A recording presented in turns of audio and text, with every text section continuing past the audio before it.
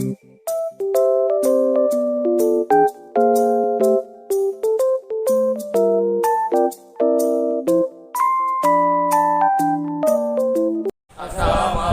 warahmatullahi wabarakatuh. Kami dari kelompok Sunan Kudus ingin menjelaskan tentang sejarah Sunan Kudus. Perkenalkan, nama saya Faris Nugraha. Nama saya Raivan Agustian. Saya Gita Purnama. Saya Flora Aurora Divakara. Saya Bonares Barani.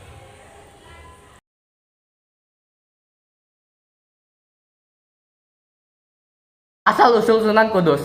Sunan Kudus memiliki nama asli Jafar Shadiq. Ia wali keturunan Arab dari ayahnya Raden Utsman Haji dan ibunya Nyai Anom Manjuran. Diketahui ibunya merupakan putri Sunan Ampel. Melansir dari buku Sunan Kudus Sang Panglima Perang, ayahnya merupakan Senopati Demak yang gugur dalam pertempuran melawan serangan kerajaan Majapahit. Sunan Kudus lalu menggantikan posisi ayahnya. Nama lengkapnya adalah Said Jafar Shadiq Asmat Khan. Nama Jafar Shadiq diambil dari nama datunya, yaitu Jafar As-Shadiq bin Muhammad Al-Bakir bin Ali bin Husain bin Ali bin Abi Thalib yang beristrikan Fatimah Az-Zahra binti Muhammad Sallallahu Alaihi Wasallam. Sunan Kudus memiliki beberapa anak, yakni Amir Hasan, Nyi Ageng Pambayan, Panembahan Palembang, Panembahan Mekaos, Honggo Kusumo, Panembahan Kodi, Panembahan Karimun.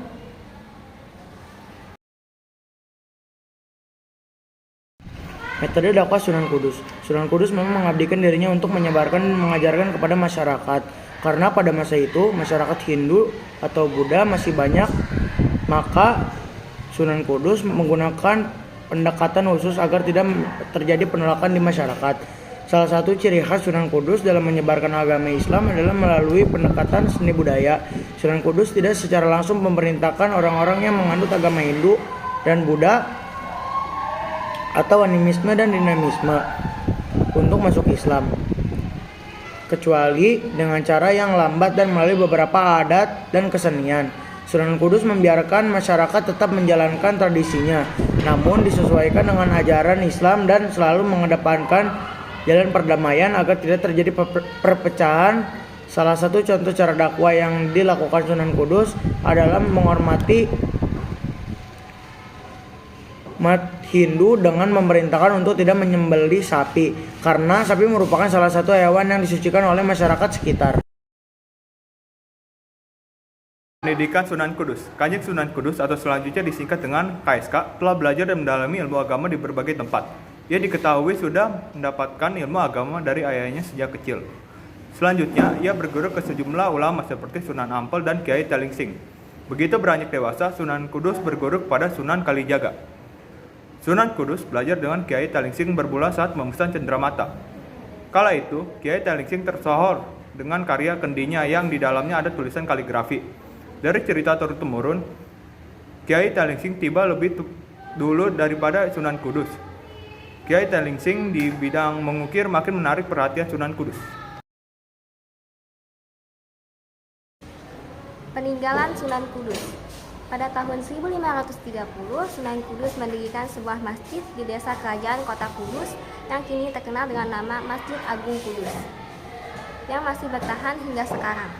Sekarang keberadaan Masjid Agung Kudus berada di alun-alun Kota Kudus, Jawa Tengah.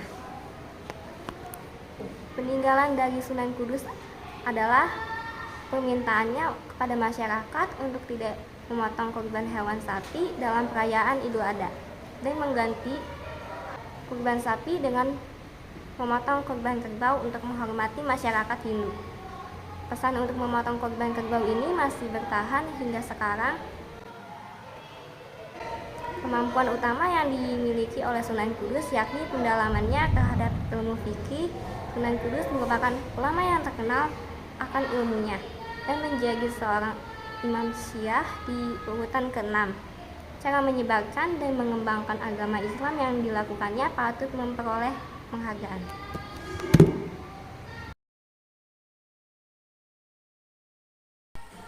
Wafatnya Sunan Kudus.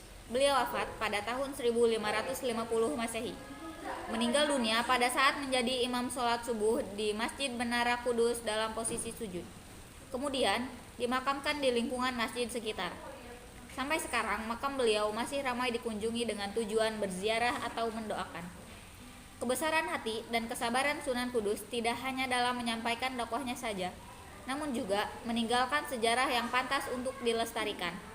Tokoh penting dalam masyarakat Islam dan menjadi panutan menjadikan beliau masih dikenang sampai sekarang. Cara menyampaikan ajaran Islam yang berbeda dari wali lainnya menjadikan beliau dengan mudah diterima oleh masyarakat. Peninggalan yang sekarang menjadi landmark kota Kudus ini sangat ramai dikunjungi masyarakat dari berbagai kota.